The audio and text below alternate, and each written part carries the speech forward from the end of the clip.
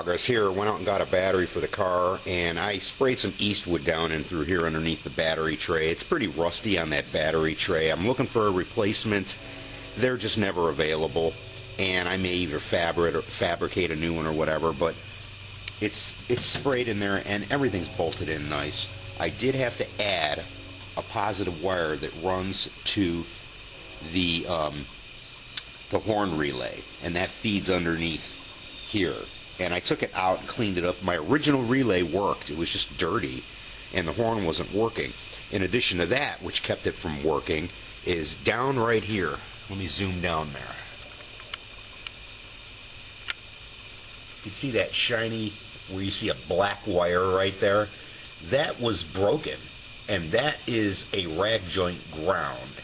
And you need that to operate the horn. It grounds the steering column, so when you hit the switch on the inside of the car, on the ring on the steering wheel, that's needed to ground so you have a functioning horn.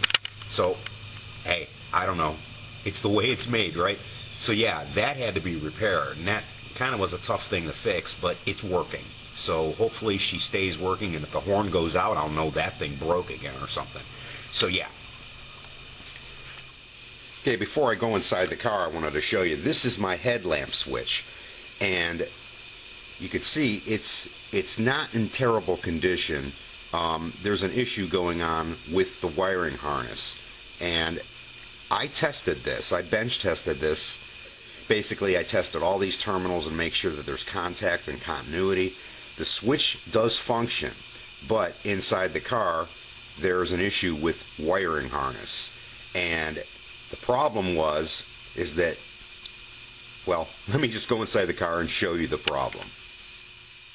Okay, there's the problem. This is the wiring harness for the headlight switch, and you can see, look at, it's all melted in there. And the reason for that is right over here by the fuse box.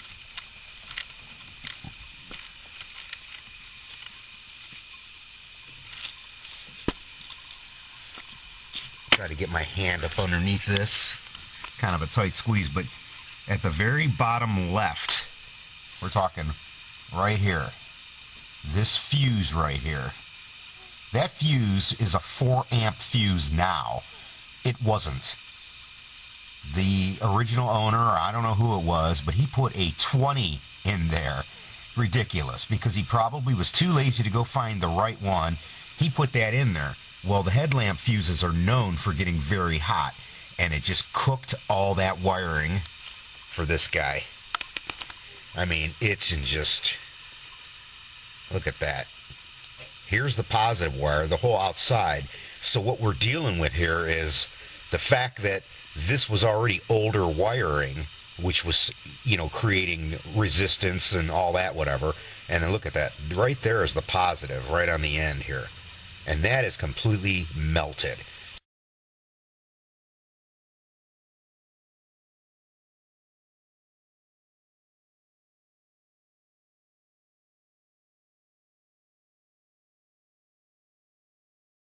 So I'm going to get a replacement one of these, and none of them are exact. I mean, the plastic housing I think is exact, but all the tabs and the color codes and all that, that needs redone.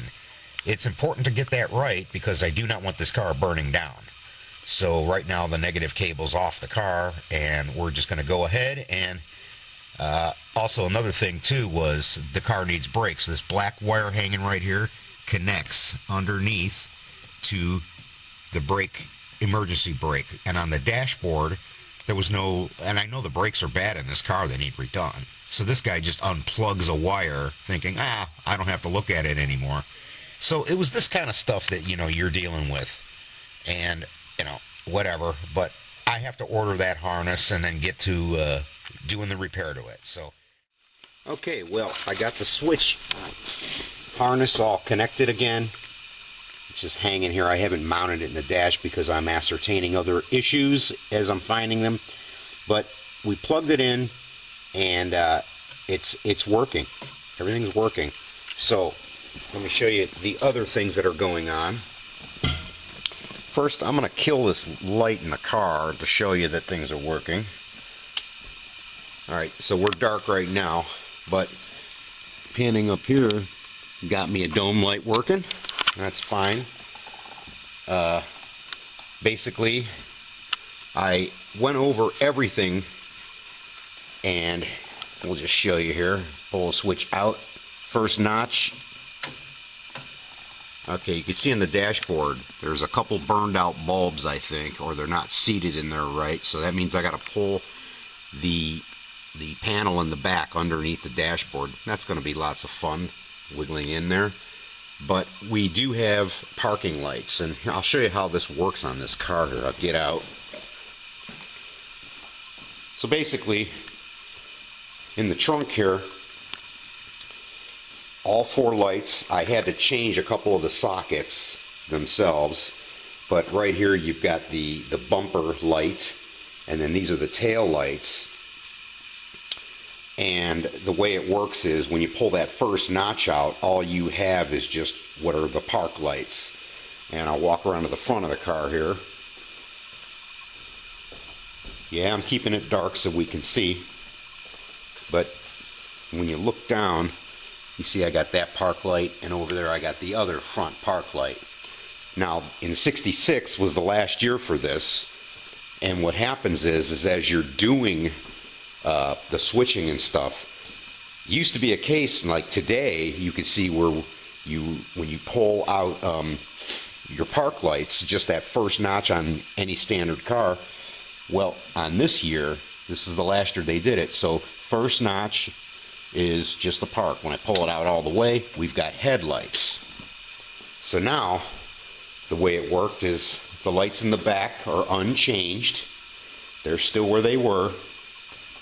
But now the front headlights will be on. And what they changed was, you see you got the upper headlights on, but down below, you'll notice that those park lights in the front, the turn signals, those are off. That's how they were. '67 was the year they changed that. So, we've got lights. Very cool. Down on the bottom, we've got the switch right here. Now, I'm going to kick that switch on, but see how the dashboard is right now? Watch this. When I kick that on, see that on the dashboard, that red indicator? I'm not sure if you're seeing it, but it's a little Indian head. It's pretty cool. But we can test. I'll walk around this way. But you can see now, I've got my brights working on both lights. And again, the front park lights are off. So let me kick that down. Kick those brights off. Indian head goes bye-bye. So now, what I'll do is I'll shut that light back off. And I'm going to shut all the headlights off. Okay. So now I want to test my blinkers. Turn signals. So you have to have the car either started or in the first position of running. So we'll just kick that on. Got an oil light, got a brake light. That was that black wire I talked about earlier. That light wasn't on. I want to see that if the brakes aren't working, right? But now I can at least turn to the right. Got a turn signal. And it's not going to be blinking fast because the car's not running. Same with the other side. And again, the car has to be running. So that light on the left side, that bulb wasn't working, which told me that these bulbs inside the dash right here, those are going on me, or they're not seated well, because once again, when you kick it on just the park light, none of these were working. I went underneath there and fiddled with it a little bit, and by doing that, I was able to get the little Indian head to work, that bulb, and then the left turn signal. So we've got some wiring issues that are just basically bad grounds and things like that. And the next step here is to go ahead and get this other half of the dashboard working. I think they're 194 bulbs on this car. But yeah, so we're making some progress here. But I'm going to put this battery on charge now. Disconnect it from the car, put it on charge, and go ahead and use the trouble light here and go ahead and work on this dashboard lights now. Okay, I got all my dash lights working. You can see I gotta clean the lens yet, but they're all working. The dimmer switch works. All the way off, all the way to the left. And the park lights are on right now. Front headlights are on. Can't really see from here, but they are. All the outside lights are working as they should. And I can roll all the way to the left. The door is closed, but I can actually go all the way to the left, and the dome light comes on. And again, when I roll it to the right, that comes off. So everything's working as it should. The glove box, actually got the glove box light to work, and it shuts off when you close it. But as you can see, we got a good illumination now all the way across. We just a matter of just go ahead and clean it.